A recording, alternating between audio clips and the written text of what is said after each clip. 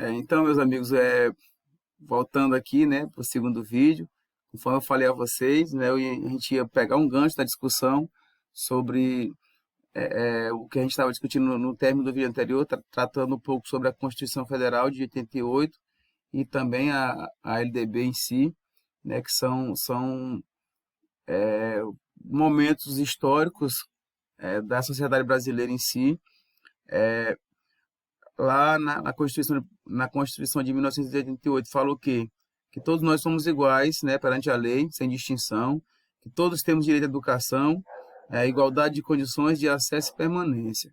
Então, esses três tópicos que ressaltam lá na lei trazem, é um pano de fundo para que a gente possa trazer essa discussão à tona, né, sobre o acesso às políticas públicas, entre elas a educação como uma das principais. Então, peço a vocês que façam essa análise junto comigo, essa discussão bem interessante, conforme eu falei a vocês, né?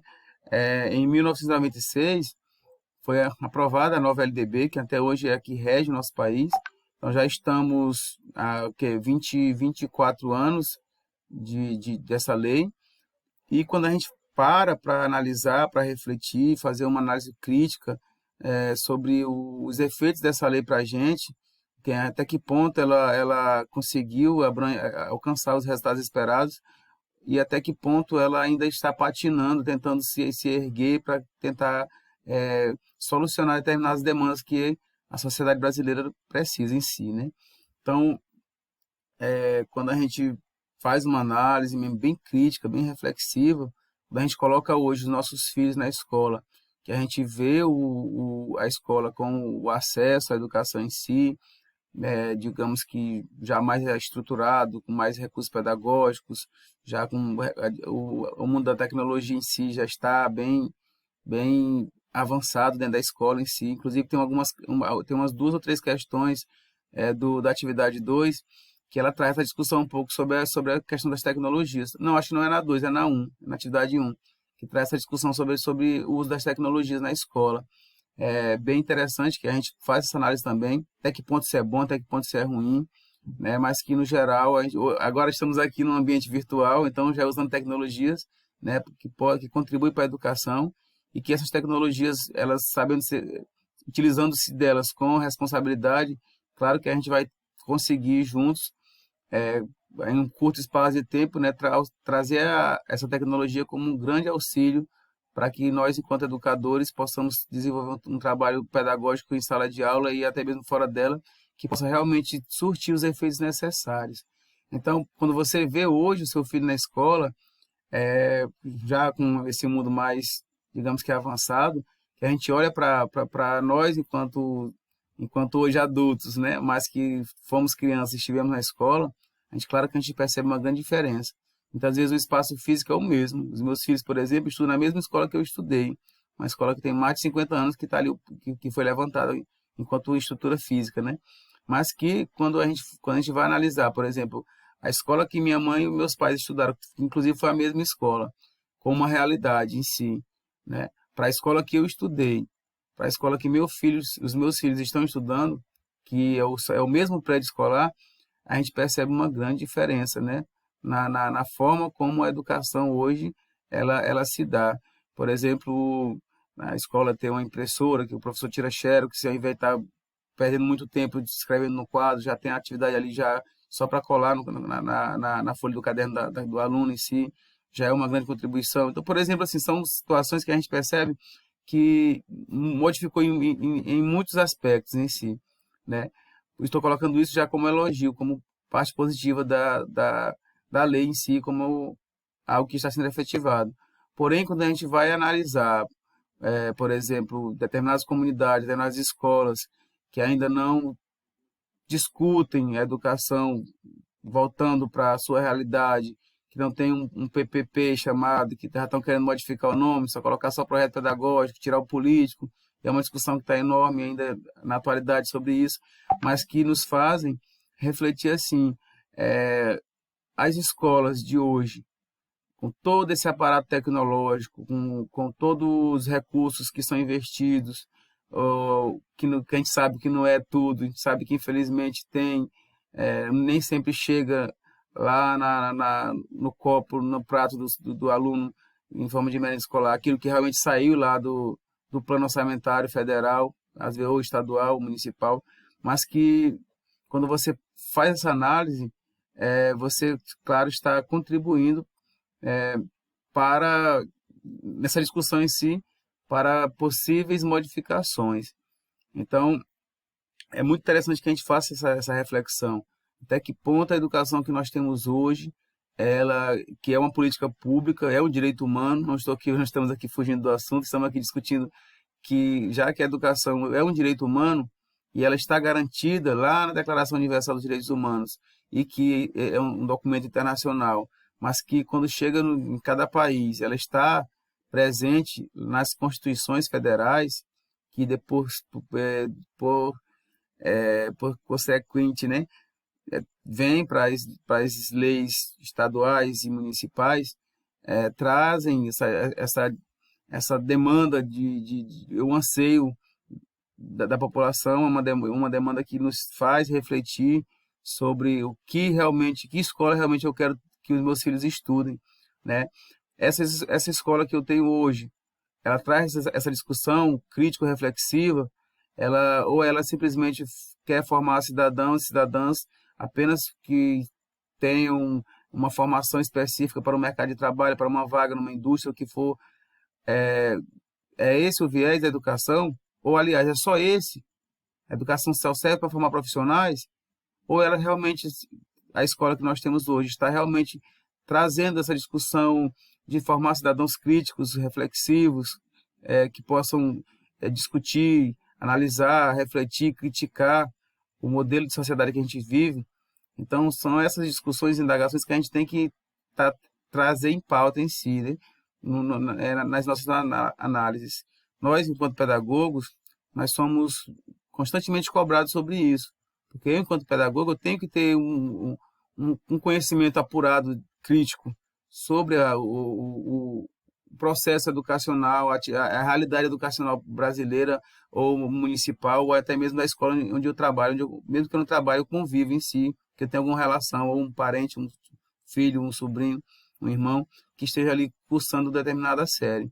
Então, nós pedagogos temos que estar constantemente preparados para isso, para fazer essa análise crítico-reflexiva, porque volta e meia nós somos indagados sobre isso. E aí, a escola que a gente tem, está boa, tal, ou está ruim, o que falta melhorar? E que eu, enquanto formador de opinião, eu tenho que ter realmente uma opinião crítico-reflexiva. Eu não posso, porque, por exemplo, eu estou em um lado, por exemplo, estou em um lado político, por exemplo, eu vou ter que defender aquilo ali que eu estou vendo que está errado. Esse papel, enquanto educador, enquanto formador de opinião, enquanto pedagogo em si, eu tenho que colocar muito em cima da balança sobre isso, né? Descer do pedestal político para simplesmente fazer com aquilo que é a minha função enquanto pedagogo nos traz, que é trazer para a sociedade, claro, essa discussão reflexiva mesmo, sobre que modelo de sociedade a gente quer para os nossos filhos, né? Aí, em cima disso, como eu falei a vocês, eu coloquei na atividade 1 e 2 são atividades bem parecidas, né? Mas que cada um com seu viés em si. E na atividade 2 a gente traz essa discussão muito, as duas, como eu falei a vocês, eu não quero, infelizmente, a gente nesse mundo digital, nós, enquanto professores, a gente tem que pensar, digamos que, no lugar do aluno. Como assim? Infelizmente, hoje é muita prática de o professor passar uma atividade aqui, uma atividade seja de que disciplina for, e o aluno corre para a internet, vai no Google, pesquisa lá e vai para o Ctrl+C, Ctrl+V, e pronto, já copiou, colou e trouxe para o trabalho em si, e simplesmente está ali, tira uma notinha, muitas vezes boa em si, o professor faz vista grossa também e tal. Aí eu pergunto a vocês, eu fazendo isso, eu enquanto aluno, eu fazendo isso, eu estou contribuindo com essa discussão? Se eu peguei uma ideia que já foi roubada de alguém lá da internet, eu estou contribuindo? A gente sabe que não, né? Não é à toa que eu trouxe essas questões praticamente quase todas pessoais, para que vocês possam fazer essa análise, essa crítica, essa reflexão sobre o modelo de educação que a gente tem. É um direito humano, é universal e que, infelizmente, cada país trata essa política pública de forma diferenciada. Existem países em que o acesso à educação é praticamente obrigatório, todo mundo tem acesso à educação pública gratuita de qualidade e uniforme. Como assim uniforme? Uni, né, vem de forma é forma. Então, quando a gente fala em educação uniforme, é uma educação em que o rico, o pobre e o intermediário, a classe média, tenha acesso de forma igual. E que, infelizmente, alguns países, inclusive esse nosso, né, a educação ela não tem só uma forma. Né? Existe educação voltada para aquela camada social de maior poder aquisitivo, assim como também existe uma educação que hoje é a maioria das escolas brasileiras trata essa educação voltada para a formação das camadas sociais de baixa renda. E que, por muitas vezes, tem-se essa diferenciação. De dizer assim, não, determinado bairro, determinada cidade que tem uma estrutura financeira e uma qualidade de vida maior, a educação ela tende, né, a ser, digamos que mais organizada, mais planejada e mais eficaz, né, nos seus objetivos. E que regiões pobres, como o nosso estado, o estado do Maranhão, por exemplo, né, tende também a querer refletir, querer trazer uma educação, digamos que fantasiosa, trazendo a realidade de outras cidades, de outros estados, ou mesmo a realidade urbana com relação ao rural, como preponderante, como aquela realidade ali que tem que ser copiada em si.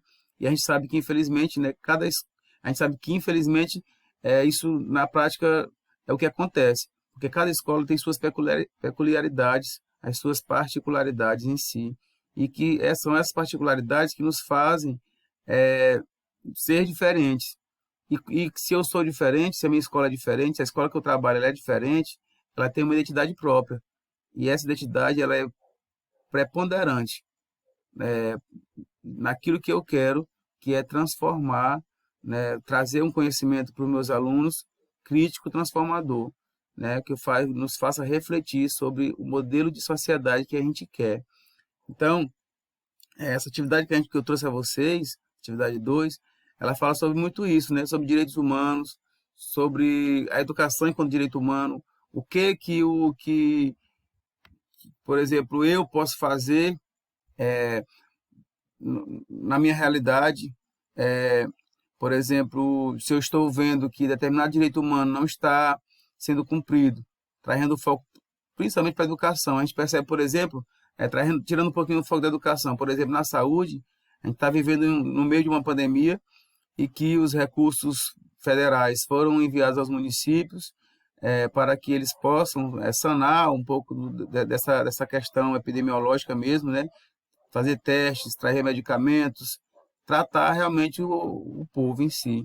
Aí eu pergunto a vocês, se vocês fizerem essa análise crítico-reflexiva, todos os municípios trabalharam de forma unitária com relação à pandemia, ao coronavírus? Ou teve município que teve eficiência, mais eficiência com relação ao tratamento em si? Porque eu particularmente conheço municípios aqui próximos aos nossos, né, que não foram feitos 500 testes, né, mas que recebeu uma verba enorme para a campanha, ou para a campanha de combate à pandemia em si, né? E que os municípios já trataram a doença com mais eficiência, no sentido de trazer mais medicamentos, mais médicos, mais um trabalho bem organizado e estruturado, né? Para que possa realmente a população dispor, né, de um modelo de saúde eficaz em si. Aí é um direito humano, saúde é direito humano. Para isso, existem impostos que são arrecadados para que possam devolver para a gente em forma de prestação de serviços que possam nos proteger de determinadas doenças. Então, trazendo para a educação, voltando um pouquinho para a educação em si, né? Pergunto a vocês, está sendo eficaz esse modelo que a gente tem? Então fica essa discussão junto a vocês, tá? Vou para o grupo do WhatsApp tirar mais dúvidas, bem organizado, tá? E que a gente possa ter um conhecimento capaz de transformar a sociedade que a gente vive, tá? Um abração para vocês, tudo de bom, muita paz, saúde, sucesso, bons estudos, tá? Tudo de bom, muita paz.